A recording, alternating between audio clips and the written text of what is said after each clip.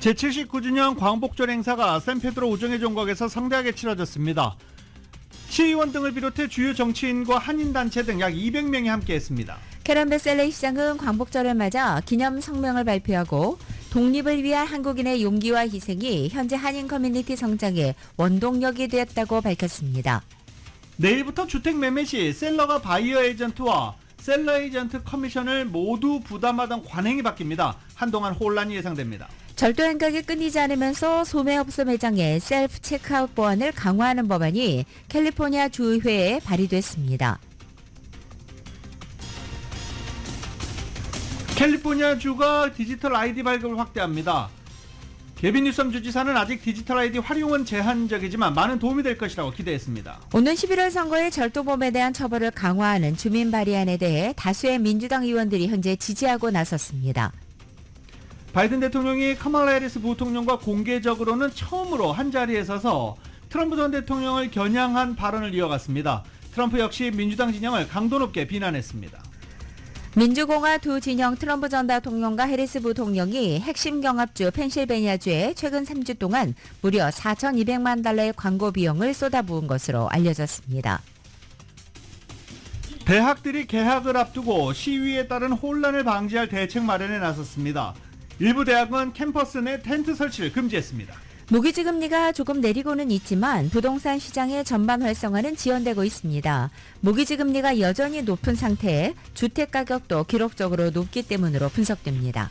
중동 지역에서 일촉즉발 위기가 계속되는 가운데 팔레스타인 가자 전쟁 휴전 협상이 재개됐습니다. 우크라이나 전쟁이 시작된 2022년도 러시아 해저 가스관이 갑자기 폭발한 사건과 관련해서 당시 우크라이나군 총사령관이 주도했다는 보도가 나와 논란이 되고 있습니다. 아프리카를 중심으로 확산 중인 변종 엠폭스 확진 사례가 유럽에서도 보고됐습니다. 아프리카 대륙 밖에서의 첫 번째 감염 사례입니다. 한국에서는 코로나 환자 수가 빠르게 늘면서 일부 지역에서는 치료제 품귀 현상까지 벌어지자 정부가 치료제 추가 확보에 나섰습니다. 또 65세 이상 고위험군에게는 마스크 착용이 강력히 권고됐습니다. 검찰이 문재인 전 대통령 부부의 뇌물수수 혐의를 수사하기 위해 계좌를 압수수색했습니다. 민주당은 전직 대통령 모욕 중이라며 강력 반발했습니다. 윤석열 대통령이 방송사법에 이어 전국민 25만 원 지원법과 노란봉투법에 대해서도 제의 요구권을 행사했습니다. 이에 따라 윤 대통령의 거부권 행사는 모두 21건으로 늘어났습니다. LA 다저스가 미러키와의 경기에서 4대6으로 이틀 연속 역전패하고 2연패를 당했습니다. 2위의 샌디에고, 애리조나 그룹에 2게임 차로 추격당하고 있습니다. 잉글랜드 프로축구가 이번 주말에 개막합니다. 토트넘의 시즌 10년 차를 맡게 되는 손흥민 선수에 거는 기대가 큰 가운데 토트넘은 오는 월요일 레스터시티와 개막전을 갖습니다.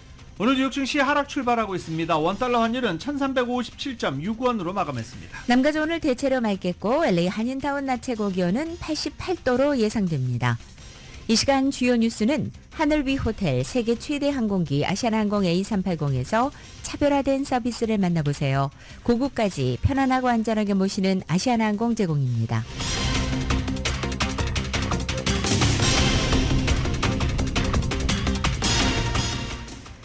여러분 안녕하십니까? 김윤정입니다. 안녕하십니까? 유지승입니다. 2024년 8월 16일 금요일 라디오 솔모닝 뉴스 2부입니다. 어제 제79주년 광복절 행사가 샌페드로 우정의 종각에서 성대하게 열렸습니다. 함께 모인 200여 명의 한인과 정치인 그리고 지역 주민들 대한독립 만세를 외쳤습니다. 남가주와 많은 한인 단체들과 주민 200여 명이 함께 애국지사들의 희생을 기리면서 한반도 밝은 미래를 기원하기도 했습니다. 한미동맹의 상징성을 나타내는 이 샌페드로에 있는 우정의 종각에서 79주년을 맞은 8.15 광복절 경축 행사가 개최됐고 200명이 넘는 주민이 모여 광복절을 기념했습니다. 행사에는 독립운동가 안창호 목사와 장성순 선생의 5대 후손이 진행을 맡으면서 뜻깊은 자리를 빛내기도 했습니다. 또 LA 총영사관 김영환 총영사가 자리에 참석해 윤석열 대통령의 경축사를 전달하기도 했습니다. 우정의 종각이 위치한 LA 15지구의 팀 메고스커 시의원 또한 축사를 전달했고 이 자리에 함께할 수 있어 영광이라며 한국과 미국의 우정을 강조하기도 했습니다. 코엔과 초등학교 합창단의 축하 공연도 이어졌었습니다. 행사를 주최한 LA 한인의 제임스 회장은 이번 행사에 많은 분들이 참석해 기쁘다며 독립운동가 후손들, 지역 초등학교 아이들이 참석해 광복절을 알릴 수 있는 계기가 되어 뜻깊었다라고 말하기도 했습니다. 또 캐런 베스 LA 시장도 79주년 광복절을 맞아 축하 성명을 발표했습니다. 베스 시장은 독립을 위한 한국인의 용기와 희생이 오늘날 한인 커뮤니티를 더욱 성장하게 하는 원동력이 됐다며 광복절을 진심으로 축하한다고 밝혔습니다. 또 한인 커뮤니티는 LA의 다양성을 더 풍부하게 만들며 우리 도시의 중요한 일원으로서 다방면에서 큰 기여를 하고 있다고 덧붙였습니다. 광복절이 앞으로도 희망과 발전의 상징으로 남아 미래 세대에 영감을 주길 바란다라고 성명을 마무리했습니다. 이번 주 토요일인 내일 17일부터 주택 매매 시 셀러와 바이어 에이전트의 커미션까지 모두 부담하던 관행이 바뀌어 업계의 지각 변동이 예상됩니다. 원칙적으로는 바이어의 비용 부담이 늘어났지만 부동산 업계는 시행 초기라 상당한 혼란이 있을 것으로 전망했습니다. 정윤호 기자가 전해드립니다. 오는 17일부터 부동산 거래 시 변화되는 규정의 핵심은 바이어 에이전트에게 수수료를 누가 지불하느냐입니다. 종전에는 셀러 측이 셀러와 바이어 에이전트의 커미션 비용을 모두 부담해왔지만 17일부터는 셀러 측의 에이전트는 MLS에 매물로 나온 부동산을 리스팅할 때 바이어 측 에이전트에게 제공되는 수수료 오퍼를 기재할 수 없게 됩니다. 하지만 MLS 플랫폼 밖에서 셀러 측이 바이어 측 에이전트와 커미션과 관련한 협상을 할 수 있기 때문에 종전 같은 관행이 유지될 수 있는 길은 열어놨습니다. 17일부터는 바이어가 에이전트와 함께 매물을 쇼핑하기 전에 바이어 측 에이전트와 서면 계약서를 작성하고 에이전트에게 제공될 커미션 액수를 협상해야 합니다. 서면 계약서는 바이어 측 에이전트의 보수가 얼마인지를 지정하고 커미션 비용 부담을 셀러가 지지 않을 경우에 바이어가 에이전트에게 커미션을 제공할 책임이 있다는 내용을 담고 있습니다. 케네스주 모울랜드 프로퍼티 대표입니다. 우리 그 바이어가 집을 보기 전에 BRBC라는 폼에 사인을 해가지고 집을 보게 돼 있거든요. 만약에 그렇지 않고 그럴 경우는 TRMLS에서 2,500불 그 파인이 워닝 없이 파인을 준다 이런 통지가 와 있어요. 그러니까 현재 많은 혼란이 되고 있습니다. 과연 이런 것이 잘 지켜질지 앞으로 봐야 되겠습니다. 그동안 커미션 부담이 없었던 바이어로서는 에이전트에게 나가는 비용을 절감하려 할 것이고 이 때문에 결과적으로 바이어 측 에이전트의 커미션이 줄어들 수 있다고 내다봤습니다. 셀러의 입장에서는 바이어 측 에이전트의 커미션을 부담하지 않을 수 있다는 점 때문에 상당한 비용 절감 혜택을 누릴 수 있습니다. 바이어가 셀러 측 에이전트와 직접 거래하는 것은 바람직하지 않다고 지적했습니다. 예를 들어서 그럴 경우 바이어가 직접 셀러한테 가는 경우가 생기는데 그럴 경우는 바이어 프로텍션을 전혀 받지를 못하죠. 아무래도 셀러가 고용한 셀러 브로커는 셀러를 위해서 일하기 때문에 바이어가 직접 간다 그래도 바이어 편에 쓸 수가 없거든요. 원칙적으로 듀얼 에이전시가 되는데 좀 장단점이 있습니다. 부동산 업계는 바이어 측 에이전트의 수수료 부담을 바이어가 질 것인지 셀러가 질 것인지는 셀러의 판매 동기가 얼마나 강한지 그리고 매물이 얼마나 핫한지에 영향을 받기 때문에 케이스별로 다르게 적용될 수 있다고 내다봤습니다. 셀러가 매물을 처분하려는 동기가 강할 경우 바이어 측 에이전트의 수수료를 전액 혹은 부분 커버하는 인센티브를 제공할 수 있기 때문입니다. 시행 초기에는 상당한 혼란이 예상되며 시간이 지나면서 부동산 거래 시 커미션 관행이 조정될 것으로 전망됐습니다. 라디오 서울뉴스 정현호입니다. 앞으로 캘리포니아주 운전면허나 신분증 아이디를 이 스마트폰에 저장해 놓고 소지할 수 있게 됐습니다. 물론 제한적이긴 한데요. 그래도 많은 발전입니다. 이외 로컬 소식 보도국에서 전합니다. 앞으로는 캘리포니아주 운전면허나 신분증 아이디를 아이폰의 애플페이와 구글 월렛 어플에 소지할 수 있게 됩니다. 15일 가주당국은 운전면허증이나 캘리포니아 아이디를 디지털 형태로 등록해 아이폰의 애플페이, 구글 월렛 어플에 소지할 수 있게 될 예정이라고 밝혔습니다. 교통국에 따르면 가주민들은 이제 공항이나 일부 비즈니스 업소에서 신분증을 제시할 때 스마트폰 어플에 등록되어 있는 자신의 신분증을 제시하는 옵션을 가질 수 있게 됐습니다. 차량국도 디지털 형태의 운전면허증과 아이디를 허용하는 곳을 많이 늘려 소지자의 개인정보를 보호하는 데 힘쓸 것이라는 입장을 밝혔습니다. 디지털 형태로 신분증을 소지할 수 있지만 신분증이나 운전면허증을 완전히 대체하는 것은 아닙니다. 아직 디지털 형태의 아이디 시행 날짜는 밝혀지지 않았습니다.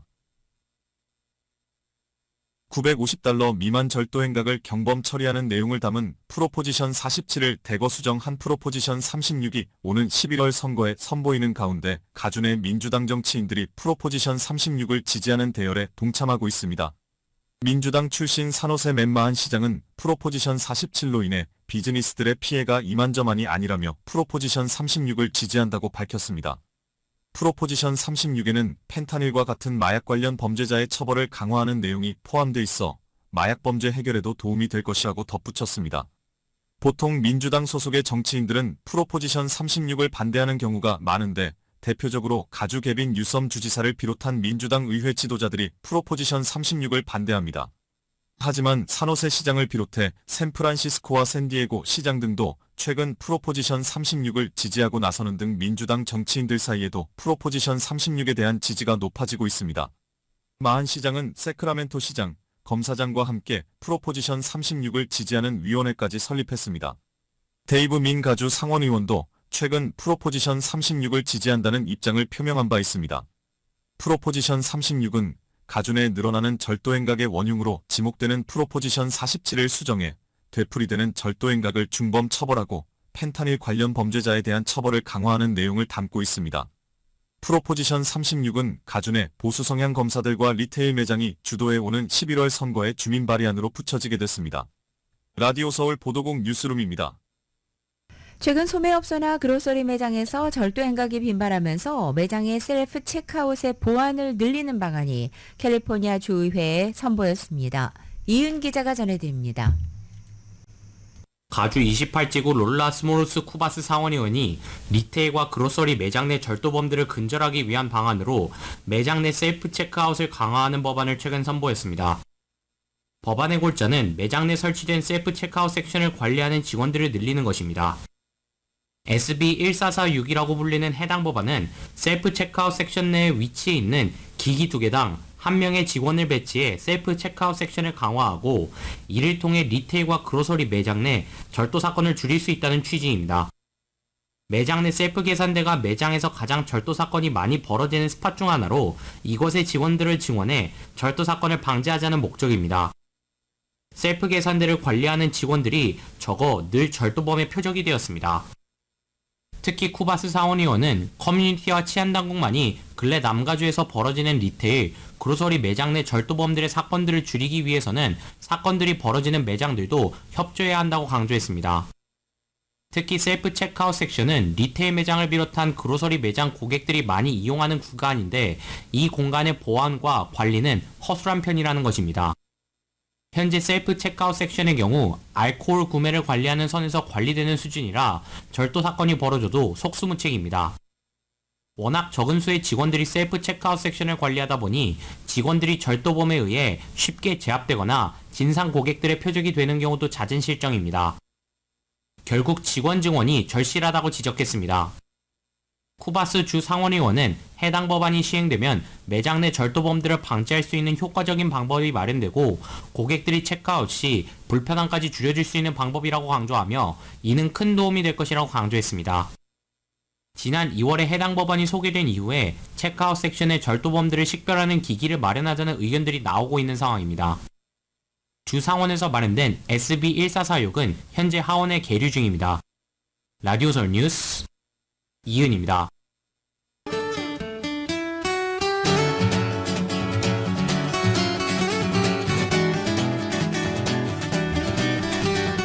(8월 16일) 금요일 남가주의 날씨입니다. 주말을 하루 앞둬 오늘 낮 기온 어제보다 3, 4도가량 높아집니다.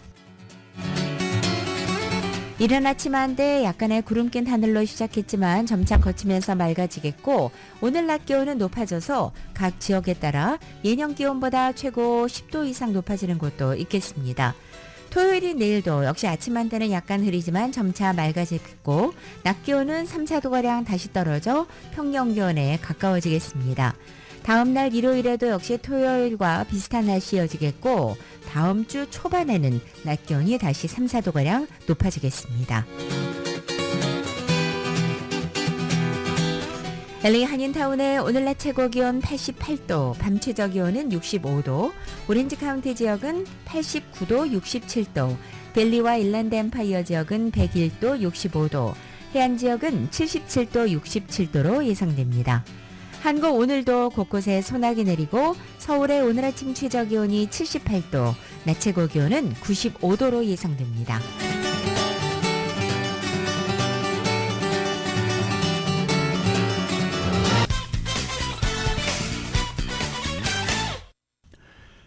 이번 주말에도 음주운전 집중 단속이 진행됩니다. LAPD는 오늘 오후 4시부터 자정까지 램파트 경찰서 관할 지역에서, 그리고 내일은 오후 5시부터 18일 오전 1시까지 올림픽 경찰서 관할 지역에서 DUI 순찰 인력을 늘려 집중 단속을 벌인다고 밝혔습니다. 피코 유니언, 라파이팍, 메가더팍, 웨스트레이크, 에코팍 등을 포함하고 한인타운, 알링턴 하이츠 지역 역시 포함되어 있습니다. 이 외에도 내일 오후 6시부터 11시까지 샌퍼난도 밸리에서도 그리고 벤나이스에서도 각각 검문소가 설치될 예정입니다. 전문 해커 집단으로 인해서 개인정보 유출 사례가 늘어나고 있는 가운데 모든 미국인 전체의 소셜 넘버가 해킹됐을 가능성이 대두돼 파장이 일고 있습니다. 이 해커 집단이 미국인 전체의 개인정보를 해킹했다고 주장한 뒤에 이 훔친 개인정보를 판매하는 온라인 포럼에 일부를 유출한 것으로 알려져서 이로 인한 신분 도용, 기타 범죄가 발생할 우려가 커지고 있다는 것입니다.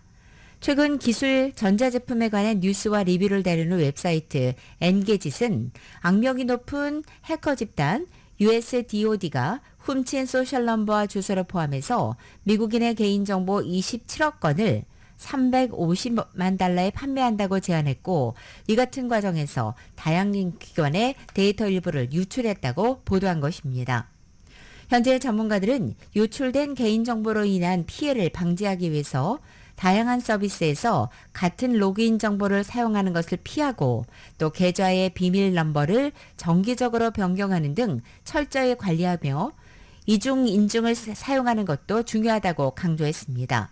또한 신용도를 자주 확인해 볼 것과 의심스러운 활동이나 신분 도용 문제가 발생할 경우 신용을 동결하는 요청을 익스페리안과 트랜스유니언, 이큐팩스 같은 신용정보업체 곧 해야 한다고 덧붙이고 있습니다.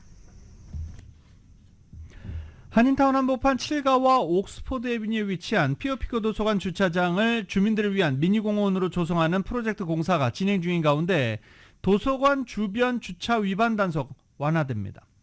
한인타운을 관할하는 헤드워터 LA 시의원의 피오피코 도서관 미니공원 공사 기간인 오는 2027년 5월 31일까지 도서관 주변의 도로변 주차 위반 단속을 완화해야 한다는 조례안을 발의했습니다. 이 조례안은 피오피코 미니공원 공사 기간 동안 계속 운영되는 도서관 방문 주민들의 편의 그리고 접근성을 위해 주변 일대 주차 위반 단속을 완화해야 한다라고 제안하고 있습니다. 뉴저지주에서 조울증을 앓던 20대 한인 여성이 출동한 경찰의 총격에 사망한 사건이 발생한 것과 관련해 어제 추모 집회와 함께 조속한 진상규명을 촉구하는 기자회견이 열렸습니다.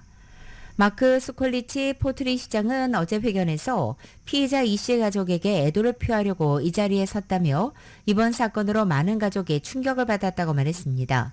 이어서 주 법무부 장관이 정한 절차가 있으니 여러분 모두 인내심을 갖고 기다려주길 부탁드린다며 철저한 조사가 이루어질 것으로 확신한다라고 덧붙였습니다. 유가족을 대신해 나온 조석진 변호사는 충격 당시의 상황을 담은 경찰관의 바디캠 동영상이 16일에는 공개될 것으로 예상한다고 밝혔습니다.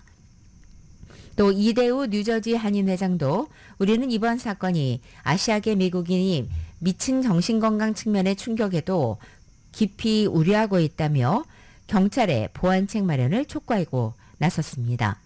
한편 뉴저지주 검찰은 사건 발생 일주일 후에 총격을 가한 경찰관 이름을 밝히고 관련 법규에 따라서 경찰이 적법하게 대응했는지의 여부에 조사를 진행하고 있다고만 밝힌 상태입니다.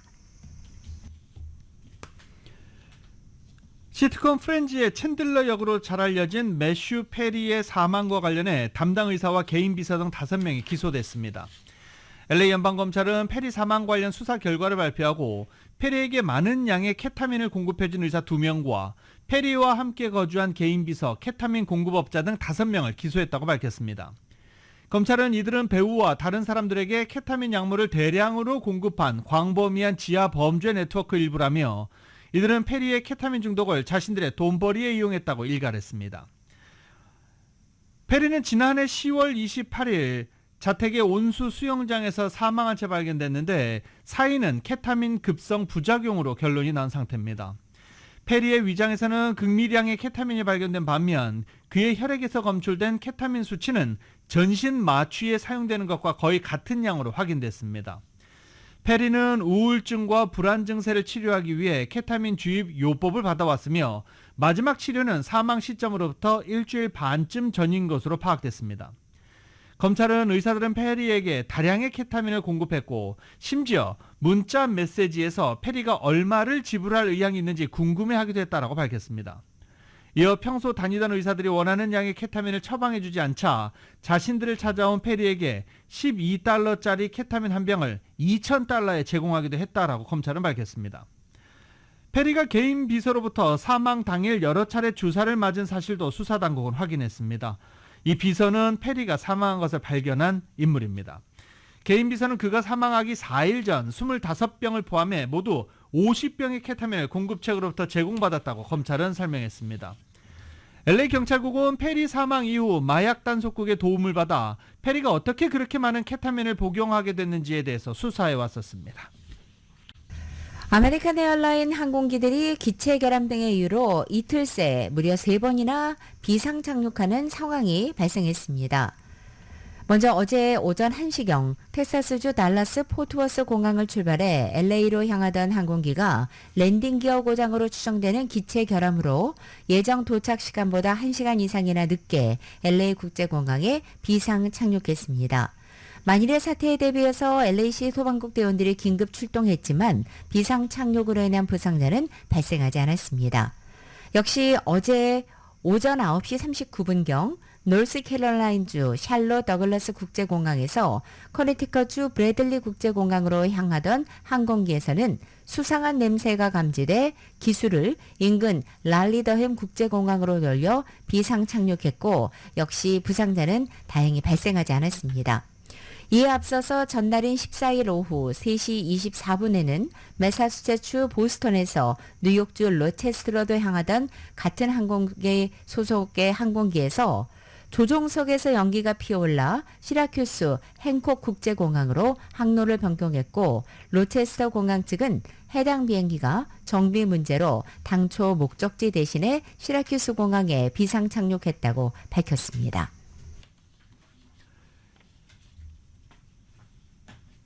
남가주 해안에서 최후의 날 물고기, 별명 무섭죠? 최후의 날 물고기, 이런 별명을 가진 산갈치가 발견됐습니다. 이 산갈치는 심해 희귀어종으로 세계 일부 지역에서는 재앙의 전조로 여겨지고 있습니다. 물론 이런 것들이 다 과학적으로 입증되지는 않았습니다. 그래도 찜찜하죠. 재앙의 전조로 여겨지는 이 최후의 날 물고기, 심해 산갈치가 남가주 해변에서 발견된 겁니다. 라호야 해변에서 카약을 타거나 스노클링을 하던 사람들이 죽어있는 산갈치를 발견했는데 이 길이가 12피트, 미터로 하면 3.66m, 거의 4m에 달하는 12피트짜리 죽어있는 산갈치를 발견한 것입니다. 이 산갈치는 9m까지 자랄 수 있는 것으로 알려지고 있습니다. 9m면요 무려 30피트입니다. 산갈치는 일반적으로 심해에 살기 때문에 병들거나 죽을 때 또는 방향 감각을 잃을 경우 수면 가까이 올라와 발견됩니다. 1901년 이후 123년간 캘리포니아 해안에 떠올려온 산갈치는 모두 20마리 정도로 연구소 측은 밝히기도 했습니다.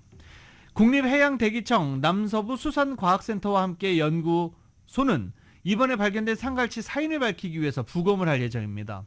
이 산갈치는 이후 세계에서 가장 큰 심해어 전시관 중 하나인 스크립스 해양 척추동물 컬렉션에 전시될 예정입니다. 이 산갈치는 지진 등 재앙의 전조라는 속설이 있습니다. 이번에 산갈치가 발견된 이틀 뒤인 12일 LA에서 규모 4.4 지진이 발생했지만 상호 연관성은 없는 것으로 확인됐는데 과학적으로 이런 거는 증명하기 사실 쉽지 않죠.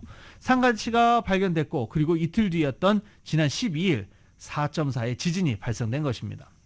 그리고 2011년 동일본 대지진이 발생하기 전에 상갈치 20마리가 일본 해안에 떠올려 왔던 것으로도 알려지고 있습니다. 그러나 상갈치 등 심해어 출현과 일본 지진의 관련성을 분석해 보니까 속설은 없다라고 과학자들은 말하고 있지만 재앙의 전절한 속설이 있습니다. 연방 하원의원 19명이 어제 마크 저커버그 메타 플랫폼 CEO에게 서한을 보내서 자회사 인스타그램과 페이스북 등에서 불법 약물 광고가 계속 확산한다는 데에 우려를 표명했습니다. 월스트리트저널과 CNBC 방송에 따르면 의원들은 서한을 통해 메타가 코카인과 오피오이드 같은 마약 관련 광고 수백 건을 통해 이익을 얻고 있다고 지적한 것입니다.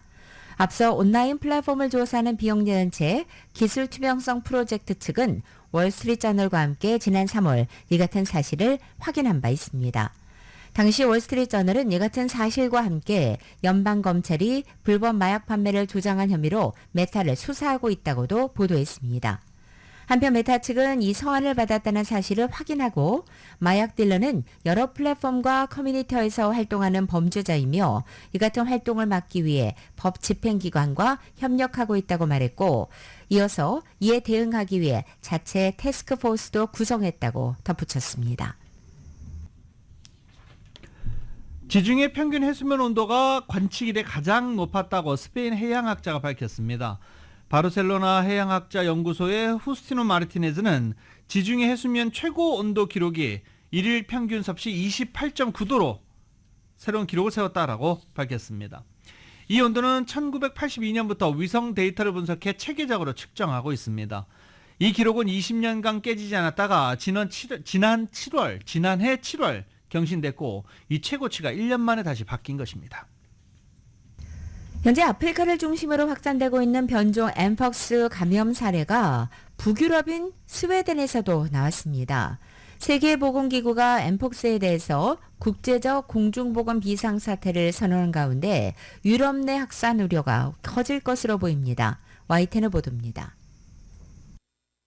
지난해 9월부터 콩고민주공화국을 중심으로 아프리카 대륙에서 주로 확산해온 변종 엠폭스.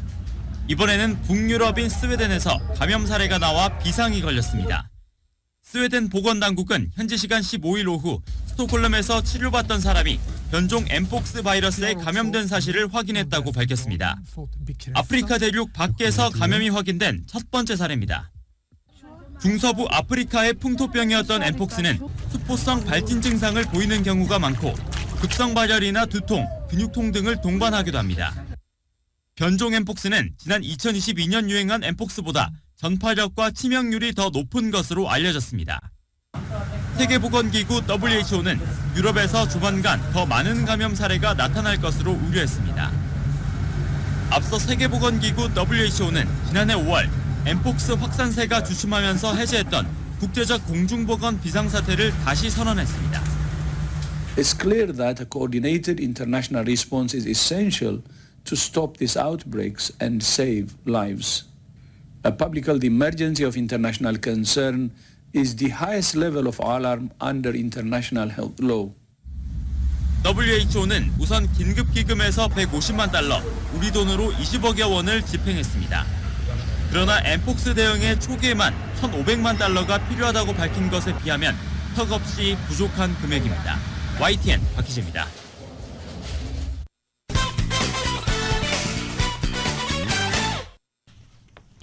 라디오솔 모닝뉴스 함께하고 계십니다. 카말라 해리스 부통령이 폭리를 취하는 거대 자본을 단속해 물가를 낮추고 중산층에 대한 세제 혜택 등 정부 지원을 확대할 계획입니다. 해리스 부통령은 오늘 노스캐롤라이나주 연설에서 이런 내용을 담은 취임 100일 경제 구상을 발표할 계획이라고 선거 캠프 측이 밝혔습니다.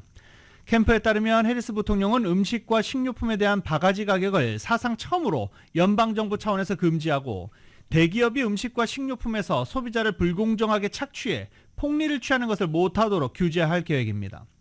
이런 규정을 어기는 기업들을 수사해 엄하게 처벌할 권한을 연방거래위원회와 주 법무장관에 부여하기로 했습니다. 대형 식품 기업들이 가격을 크게 올리고 경쟁을 저해하는 것을 가능하게 하는 불공정한 인수 합병도 단속합니다.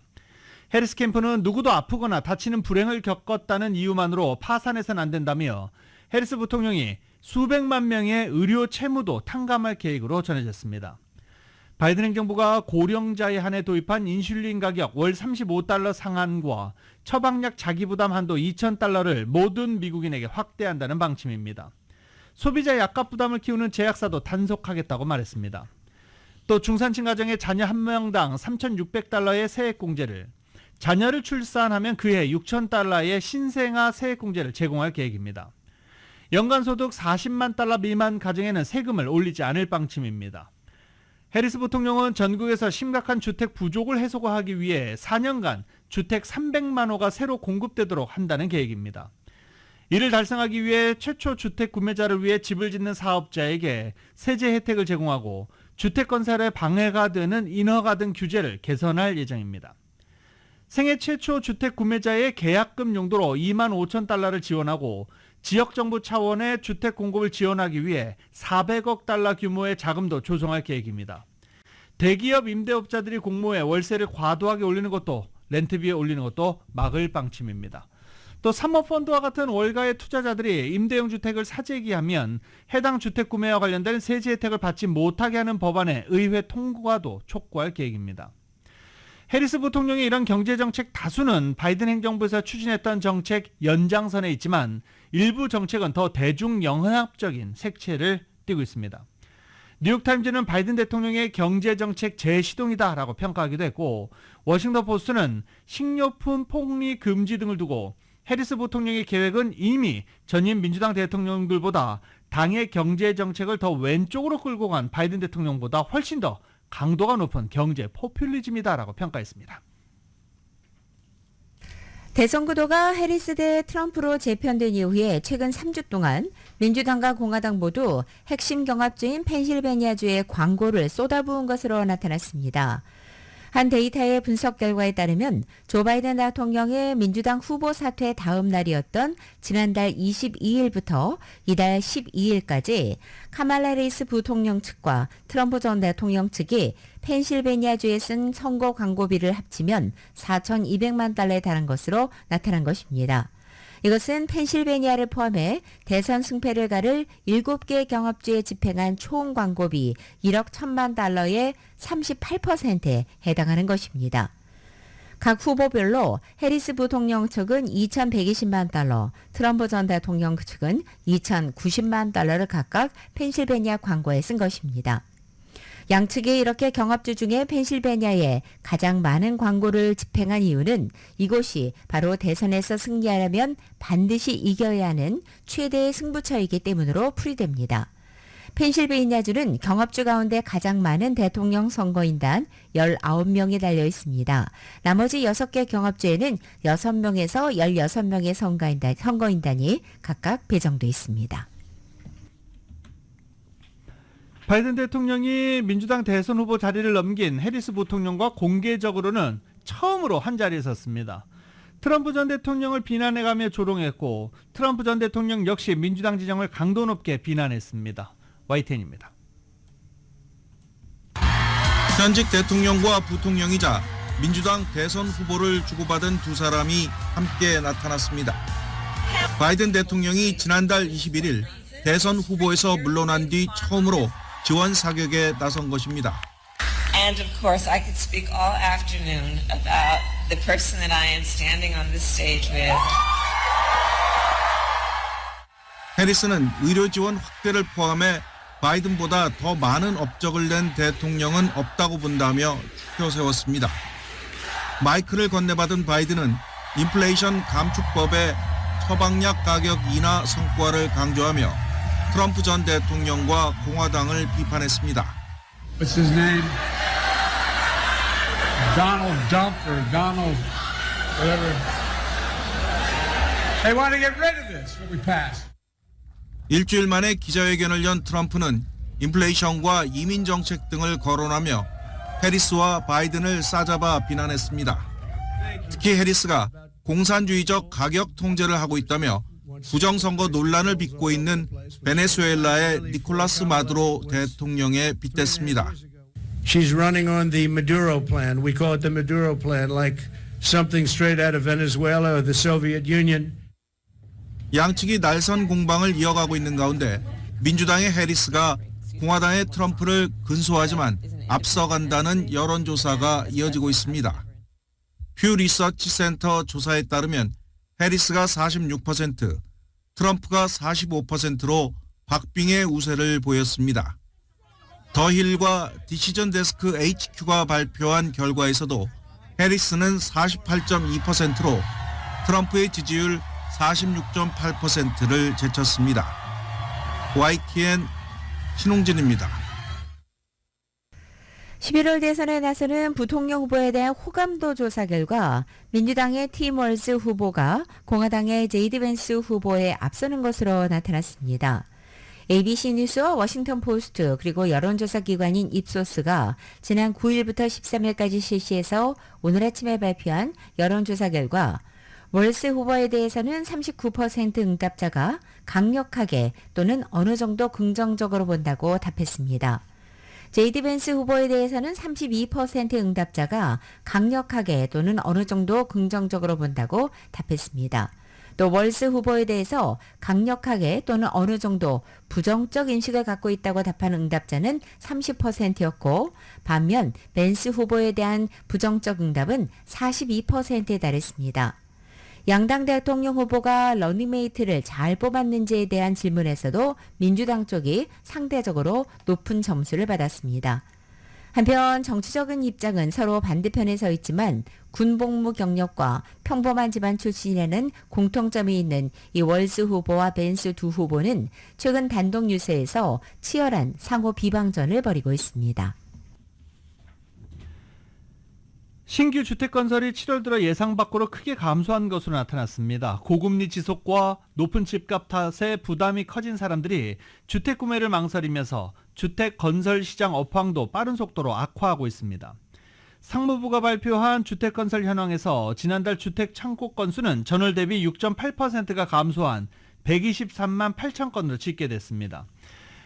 특히 7월 단독주택 착공 건수가 전월 대비 14.1% 감소한 85만여 건으로 나타나 감소폭이 두드러졌습니다. 팬데믹 확산 직후인 2020년 4월 이후 가장 큰 감소폭입니다. 향후 주택시장 흐름을 가늠하는 지표 신규 주택 허가 건수는 전월 대비 4% 감소한 139만여 건으로 나타나 전문가 전망치를 밑돌았습니다. 주택 건설 업계의 업황 둔화는 관련 심리 지표의 악화에서도 확인되고 있습니다. 연준이 통화정책 방향 전환 깜빡이를 켜면서 미국의 모기지 금리가 내리고는 있지만 부동산 시장 전반 활성화는 지연되고 있습니다. 모기지 금리가 조금은 하락했지만 크게 더 벌어질 것 같지는 않은 데다가 집값이 여전히 기록적으로 높고 한편에서는 경기 침체에 관한 우려가 고개를 들고 있기 때문입니다. 국책담보대출업체인 프레디맥은 어제 30년 고정 모기지 평균 금리가 연 6.49%라고 밝혔습니다. 모기지 금리는 전주보다 0.02%포인트 상승하면서 3주 만에 처음으로 높아졌습니다. 지난주 모기지 금리는 1년여 만에 최저치로 작년 최고치 약 8%에 비해서 1%포인트 이상 낮았습니다. 블룸버그 통신은 모기지 금리 하락에 힘입어서 부동산 시장 교착 상태가 다소 풀리고는 있다고 전했습니다. 그동안은 주택 소유주들이 2022년 연중 금리 인상 전에 받은 저금리 대출을 선뜻 포기하지 못해서 매물을 잘 내놓지 않은 바 있습니다. 하지만 이 같은 움직임이 부동산 거래 활성화로 본격적으로 이어지는 데는 한계가 있을 것이라는 분석들이 제기되고 있습니다. 이 모기지 금리가 크게 떨어지지 않을 것 같다는 점이 가장 큰 요인입니다. 친팔레스타인 시위에 몸살을 앓았던 대학들이 개학을 앞두고 시위에 따른 혼란을 방치할 대책 마련에 나섰습니다. 월스트리트저널은 미국의 대학들이 앞다퉈 시위 관련 규칙을 도입하고 있다고 보도했습니다. 덴버 대학은 캠퍼스 내부에 텐트 설치를 금지했습니다. MIT와 펜실베니아대 등 일부 대학은 경찰이 텐트를 철거하고 시위대를 강제 해산하는 등 강경 대응 과정에서 긴장이 고조되기도 했었습니다.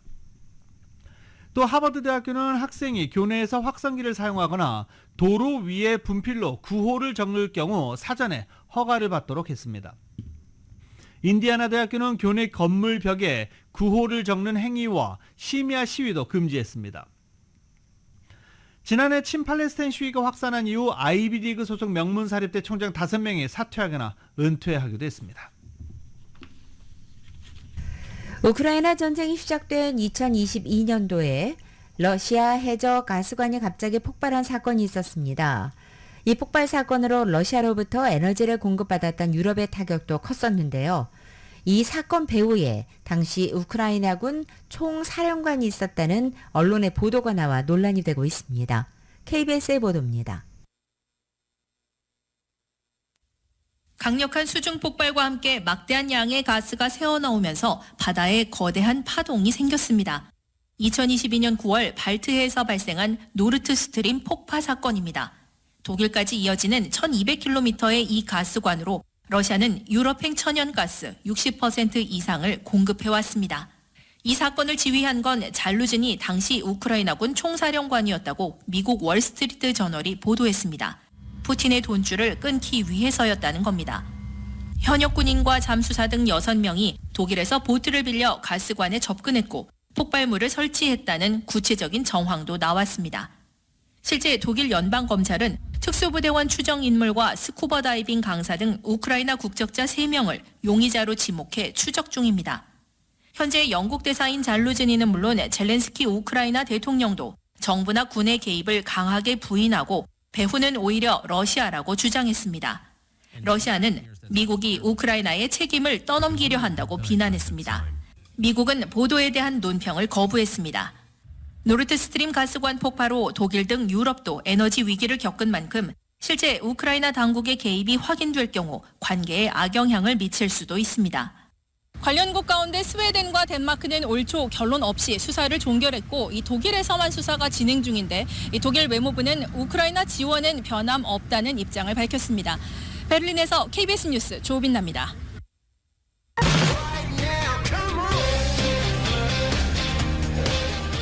가드솔 모닝뉴스 스포츠 소식입니다. 스포츠 소식은 전문가가 추천하는 이민법과 가정법 전문 제인정 종합법률사무소 제공입니다. 메이저리그가 내년 시즌 스프링 캠프 일정 그리고 개막식 일정 어제 발표를 했죠. 그렇게 발표를 했는 상황에서 다저스는 어제 미러키에게 또 패했어요. 그것도 또 역전패를 당했습니다. LA 다저스 어저께 경기에서 4대6으로 미러키의 원정 경기에서 패하면서 2연패를 당했습니다. 2위 그룹 애리조나 다이먼드백스, 샌디에고 파드레스에게 지금 2게임 차로 추격을 당하고 있어요. 애리조나 다이먼드백스와 샌디에고의 그 후반기 파격적인 공세가 다저스를 과연 침몰시킬 수 있을지 후반기 관전 포인트 되겠습니다.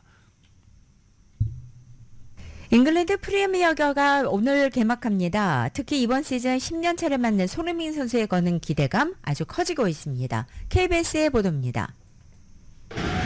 아시아 선수 최초의 득점왕, 최초의 푸스카스상, 프리미어리그 새 역사 담당 손흥민이 특별한 시즌을 시작합니다. 2015년 데뷔에 어느덧 10년차 완연한 베테랑이 됐습니다. You recently turned 32. It's gone really quickly, so just like this, you know, like I close my eyes, I open, and it was 10 years gone, so. 지난 시즌에 이어 올 시즌도 주장을 맡은 손흥민은 10골 이상을 넣으면 9시즌 연속 2자릿수 득점을 기록합니다. 영국 언론 미러가 전문가 12명의 새 시즌 전망을 보도하면서 손흥민을 올해의 선수로 언급할 정도로 여전히 존재감을 보이고 있습니다. 그러나 이번 시즌이 특별한 데엔 이전과 다른 목표에 있습니다. There's only one thing in my mind. It's easy to answer, so I want to win. I want to win a trophy, you know. So, win a trophy to bring success to the team, where, especially when you're captain. 계약 기간 만료를 앞두고 있는 손흥민이 토트넘에서 화양연화를 이룰지 주목됩니다. 내년 1월 합류를 앞둔 10대 양민혁의 활약도 팬들의 기대를 증폭시키는 가운데 지난 시즌 12골로 입지를 굳힌 울버햄턴 황희찬도 관심입니다. 2024년 8월 16일 금요일에 전해드린 라디오서울 모닝뉴스 여기서 마치겠습니다. 지금까지 진행의 유지승, 김윤정이었습니다.